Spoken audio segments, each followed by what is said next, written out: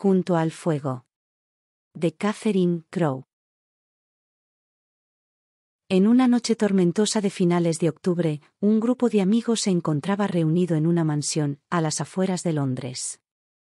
La anfitriona, Lady Mitford, mujer culta y viajera, gustaba de organizar en su casa pequeñas reuniones, en las que compartir mesa y conversación, con personas a las que se sentía unida, por gustos e intereses comunes. En esta ocasión, el reducido grupo de invitados estaba formado por Lord Fairfax, diplomático y hombre de mundo, la señorita Carlyle, escritora, autora de exitosas novelas de misterio, y el profesor Malthus, catedrático de metafísica en la Universidad de Cambridge, y aficionado al ocultismo. Habían cenado, y debido al mal tiempo, se había decidido que los invitados se quedaran a pasar la noche en la casa. Tras la cena, al abandonar la mesa, se dirigieron al salón, donde se acomodaron en torno a la chimenea, para dedicarse a la actividad que, en aquella velada tormentosa, parecía ser la más apropiada: narrar historias de fantasmas y aparecidos. De esta manera, acompañados por el sonido de la lluvia, golpeando contra los cristales, de los truenos retumbando a lo lejos, y por el crepitar del fuego, cada uno de los presentes se dispuso a relatar sus experiencias con lo sobrenatural. La primera en tomar la palabra fue Lady Mitford. Mi historia será muy breve, dijo. Aunque, como todos, he oído una gran cantidad de cuentos de fantasmas a lo largo de mi vida, y hasta he conocido en el pasado a personas que me aseguraron haber visto alguno, confieso que, personalmente, no acabo de creer en ellos. Sin embargo, hay algo que ocurrió, estando yo en el extranjero, que quizá ustedes puedan considerar de naturaleza fantasmagórica, aunque yo, escéptica como soy, tenga todavía mis dudas. Me hallaba viajando por Alemania, con mi doncella como única acompañante, cuando, en la carretera que lleva a Dresde desde Leipzig, hicimos un alto en una posada, que parecía haber formado parte, mucho tiempo atrás, de un castillo. Una muralla de piedra con sus almenas y una torre, flanqueaban un edificio cuadrado de prosaico aspecto, que evidentemente, había sido añadido en tiempos modernos. La posada estaba situada a las afueras de una aldea, algunas de cuyas casas parecían tan antiguas, que bien podían ser, pensé yo, coetáneas del propio castillo. Aunque cuando yo llegué, ya se alojaban allí bastantes viajeros, el anfitrión me aseguró que podía acomodarme sin problema, y cuando pedí ver mi habitación, me condujo a lo alto de la torre, y me enseñó una estancia razonablemente confortable. Como solo había 2 alcobas por planta, pregunté si podía disponer de la otra para mi doncella, y él me contestó que no había inconveniente, siempre y cuando no llegase otro viajero. Y como no llegó ninguno, ella durmió allí. Cené en el comedor del hotel, pero me retiré temprano, pues tenía una excursión prevista para el día siguiente. Estaba tan cansada del viaje, que me quedé dormida al instante. No sé cuánto tiempo llevaría durmiendo, supongo que unas horas, cuando me desperté de repente, con un sobresalto inexplicable. Inquieta, me incorporé para mirar a mi alrededor, y a los pies de mi cama, vi, horrorizada, a la más aterradora y espantosa de las ancianas, que la imaginación pueda concebir. Tenía un rostro delgado, de una palidez cadavérica, iba ataviada con un austero vestido negro, y una larga cabellera, blanca y despeinada, le caía sobre los hombros. Me pareció que se aproximaba a la cabecera de mi cama, no andando, sino más bien como si se deslizara, con un brazo y una mano descarnados, extendidos hacia mí. «Protégeme, Dios misericordioso», exclamé impulsivamente, llevada por el terror. En cuanto pronuncié estas palabras, la anciana fantasmal desapareció. Aunque, como dije, yo no creo en fantasmas, tras aquella aparición no supe qué pensar, pero reconozco que me asusté muchísimo, y que tardé un buen rato en volver a conciliar el sueño. Por la mañana, cuando llamó a la puerta mi doncella, la invité a entrar, convencida de que había olvidado echar la llave la noche anterior. Pero la puerta estaba cerrada, de modo que tuve que levantarme para abrir. Tan pronto como estuve vestida, examiné la estancia de arriba abajo, pero no encontré nada que pudiese explicar la intrusión de la noche anterior.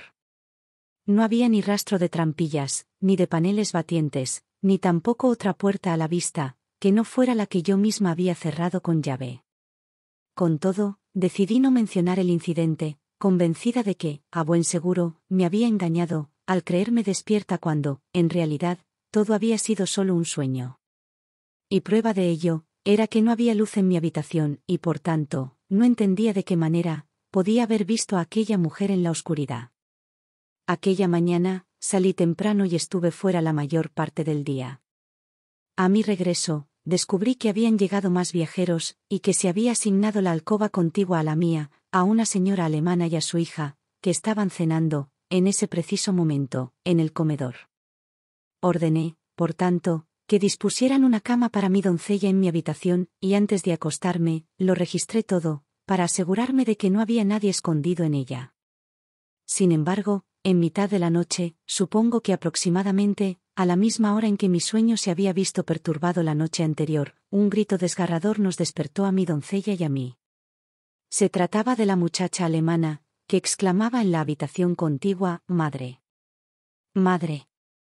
Permanecí un rato escuchando hablar a nuestras vecinas, hasta que volví a quedarme dormida, aunque no sin preguntarme, lo confieso, si también ellas habrían recibido la visita de la aterradora anciana. Pero aquellas damas alemanas me sacaron de dudas a la mañana siguiente. Bajaron a desayunar muy alteradas, y sin ocultarle el motivo a nadie, describieron a la anciana tal cual yo la había visto, y abandonaron el establecimiento muy alteradas, después de anunciar que no permanecerían allí ni un segundo más. ¿Y qué dijo el posadero al respecto?, quisieron saber los invitados de Lady Mitford. Nada, que tenían que haberlo soñado, respondió ésta, y supongo que así fue. Esta historia suya, dijo el profesor Malthus, me trae a la memoria una carta muy interesante, que recibí poco después de publicar El lado nocturno de la naturaleza.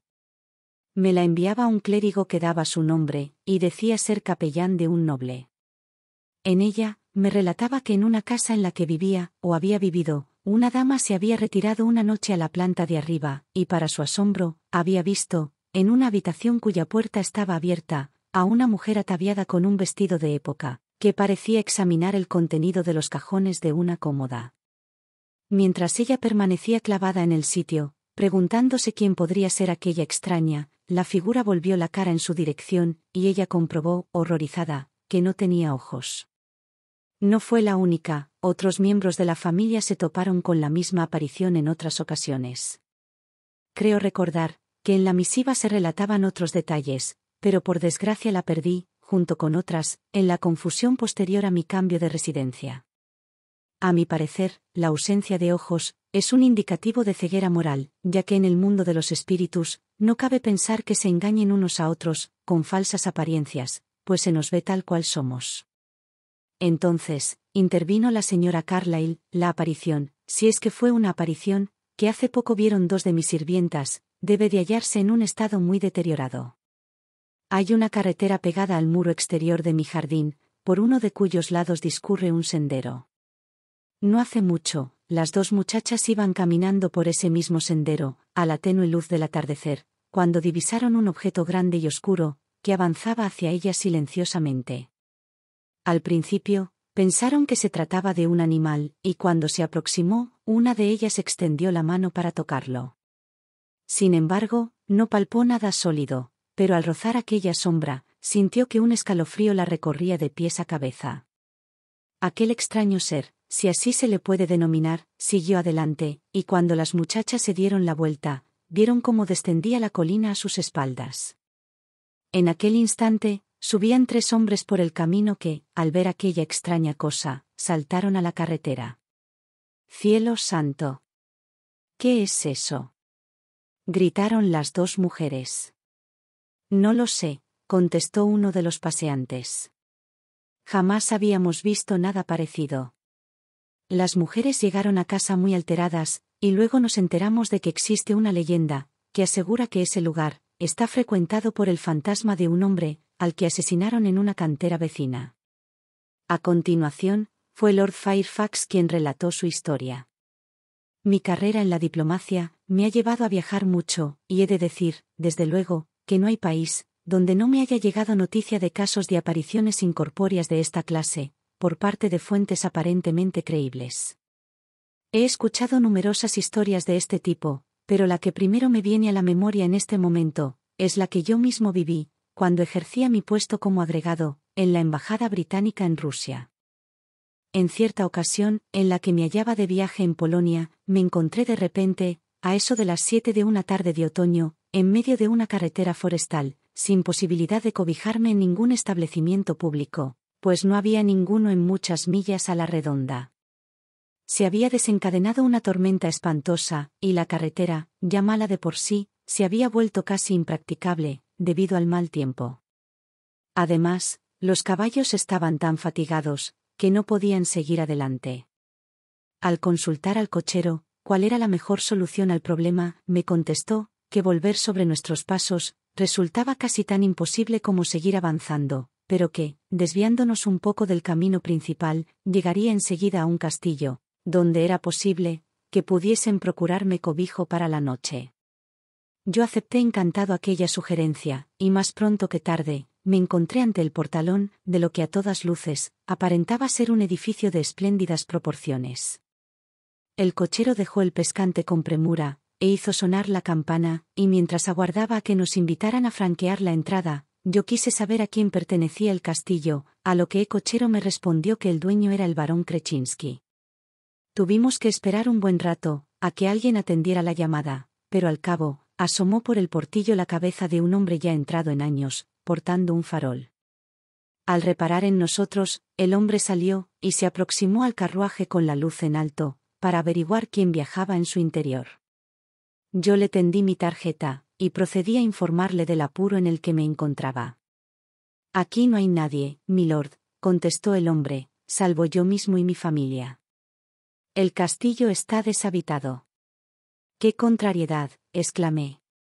«Pero aún así, está usted en situación de ofrecerme lo que más necesito en este momento, que no es otra cosa que cobijo para la noche».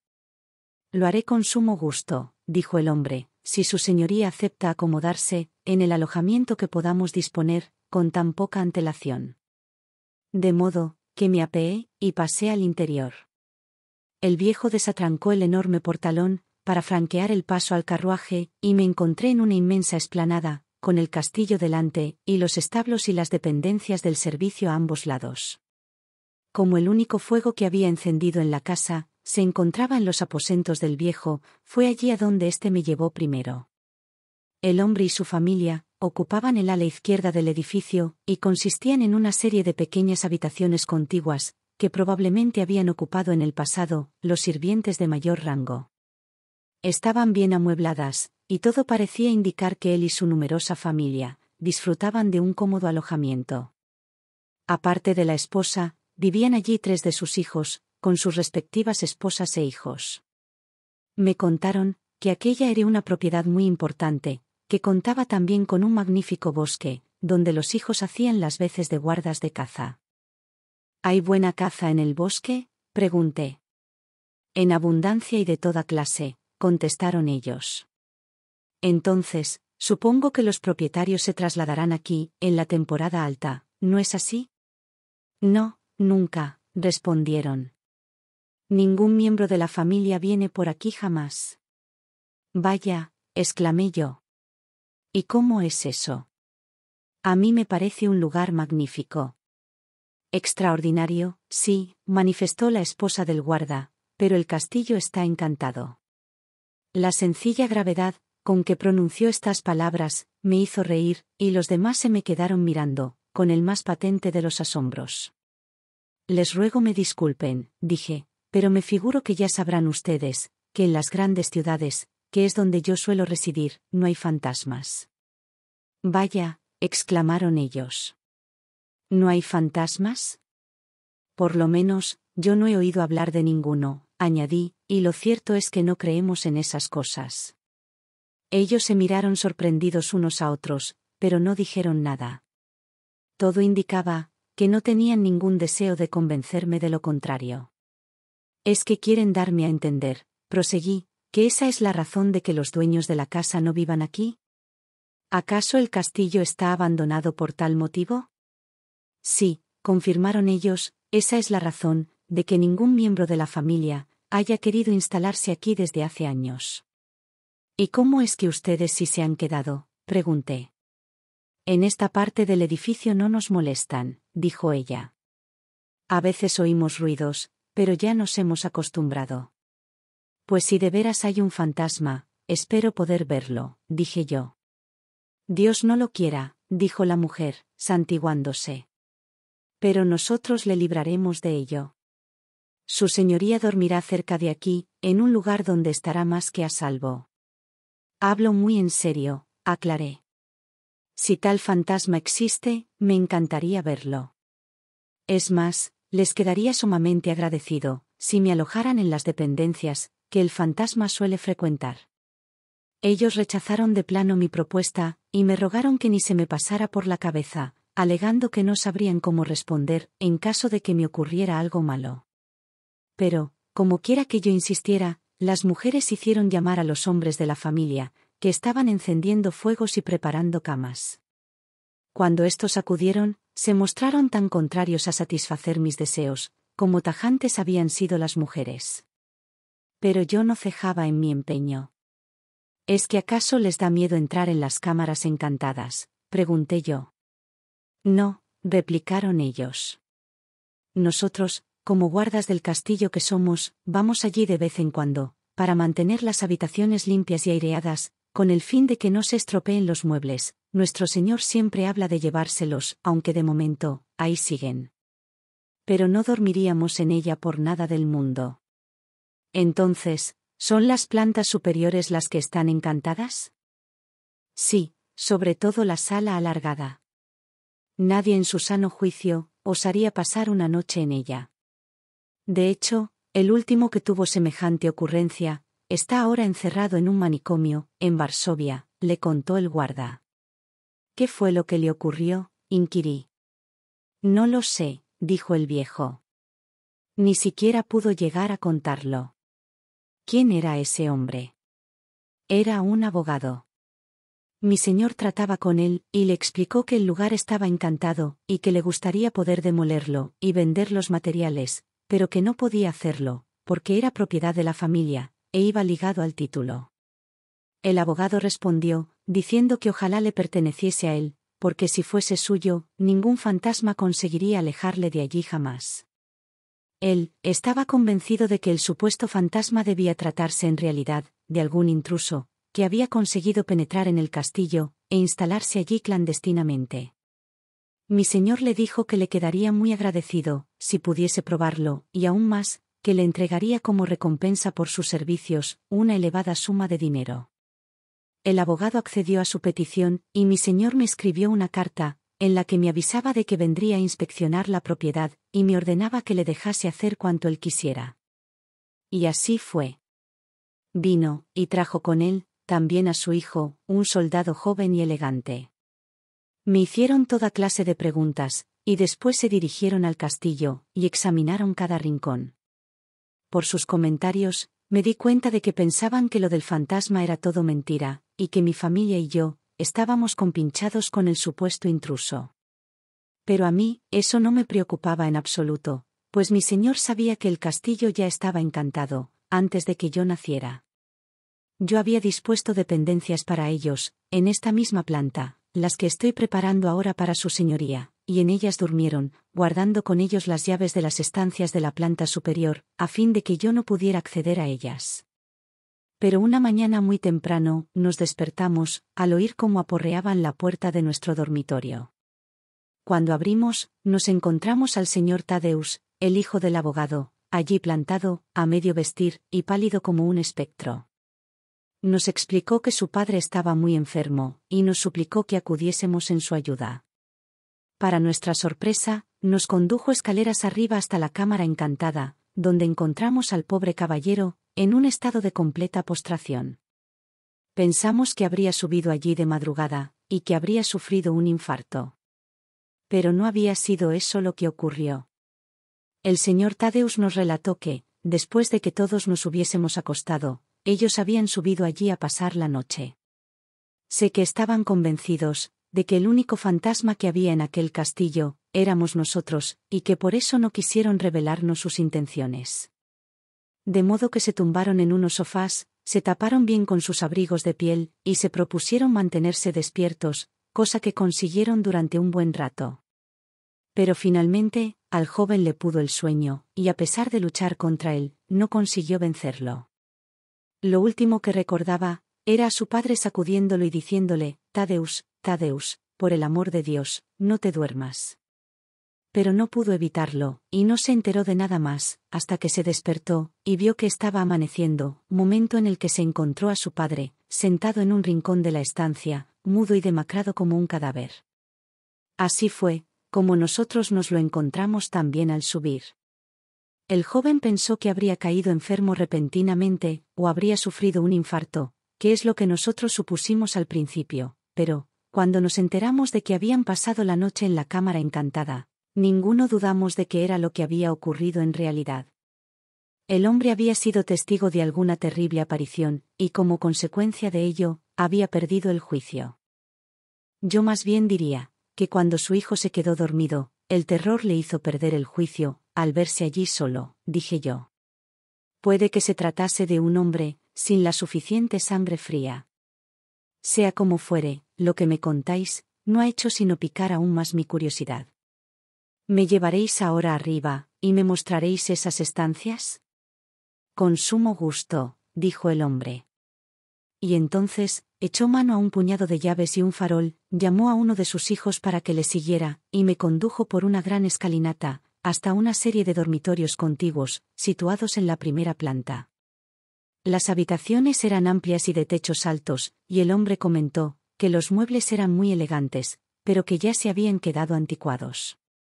Dado que todos ellos estaban cubiertos por sábanas blancas, no pude juzgarlo personalmente.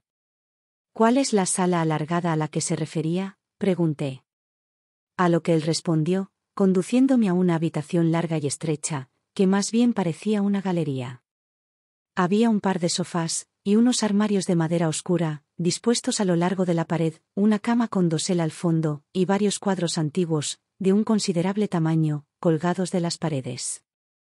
Yo llevaba conmigo un perro de excelente pedigrí, que me había regalado Lord Delaware, en Inglaterra. El perro me había acompañado escaleras arriba, pues me seguía a todas partes, y lo observé con atención, mientras lo olfateaba todo, si bien no mostró señal alguna de percibir nada de particular. A continuación de la galería, solo había una pequeña sala octogonal, con una puerta, que daba acceso a otro hueco de escaleras. Una vez lo hube examinado todo a conciencia, regresé a la sala alargada, y le dije al hombre que, puesto que aquel era el lugar que más frecuentaba el fantasma, le quedaría francamente agradecido, si me permitía pasar allí la noche. Que no se preocupara, que me consideraba en posición de asegurarle, que el barón Kretinsky no opondría ninguna objeción. No es por eso, contestó el hombre, sino por el peligro que corre su señoría. Y me pidió que no insistiese en llevar a cabo tan arriesgado experimento. Pero cuando se dio cuenta de que yo estaba resuelto a hacerlo, accedió, aunque con la condición de que firmase antes un documento, dejando constancia de que había decidido dormir en la sala alargada, a pesar de sus protestas. Confieso que cuanto más ansiosa se mostraba aquella gente por evitar que yo pasara allí la noche, más crecía mi curiosidad, lo que no quiere decir que creyese en la existencia del fantasma ni mucho menos. Pensaba que el abogado había acertado en sus conjeturas, pero que no había tenido la suficiente templanza para investigar lo que fuera que había visto o escuchado, y que además, ellos habían logrado asustarlo, hasta el punto de hacerle perder el juicio. Saltaba a la vista cuán excelentes eran las instalaciones con las que se había hecho la gente de servicio, y lo mucho que les debía de interesar mantener viva la idea de que el castillo era inhabitable. Ahora bien, yo, como hombre de sangre fría que soy, y que ha vivido situaciones que la han puesto severamente a prueba, estaba convencido de que ningún fantasma, si es que acaso existía algo semejante, ni ninguna artimaña, capaz de emular la semblanza de uno, conseguirían que perdiese mi aplomo. En cuanto al peligro real, no percibía ninguno. Ellos sabían quién era yo, y eran perfectamente conscientes de las consecuencias que les acarrearía que sufriese daño alguno. De modo que prendieron sendos fuegos en las dos chimeneas de la galería, y como disponían de mucha leña seca, las llamas se avivaron rápidamente. Para entonces, yo ya había tomado la determinación de no abandonar la sala, una vez estuviese en su interior, no fuera que, si mis sospechas eran acertadas, ellos pudieran aprovechar mi ausencia, para preparar su truco. De modo, que les expresé mi deseo de que me subieran la cena, y di cuenta de ella, allí mismo. Mi cochero y guía, me contó que llevaba toda la vida, oyendo decir que el castillo estaba encantado, pero que, en su opinión, allí no había otro fantasma, que la gente de abajo, la cual había hecho de él, una confortable madriguera, y se ofreció a pasar la noche conmigo. Pero yo rehusé su compañía, y preferí confiarme a mí mismo y a mi perro. Eran las 10 de la noche, cuando terminé mi cena, y todo quedó dispuesto para la vigilia. La cama, aunque improvisada, a base de mullidos cojines y gruesas colchas, colocados ante el fuego, era muy cómoda.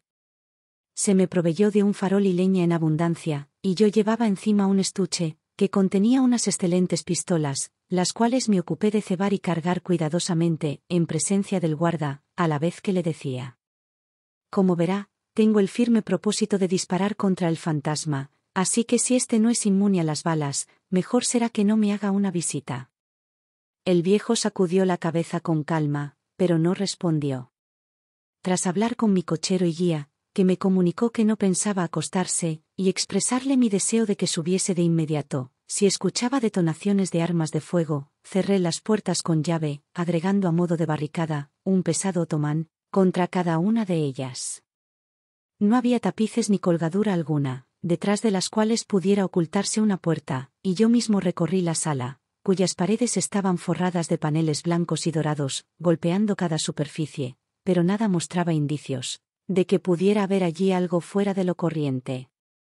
Entonces, me desvestí, y me tumbé con las pistolas a mi lado, y Duke, mi perro, a los pies de la cama, el lugar que siempre elegía para dormir.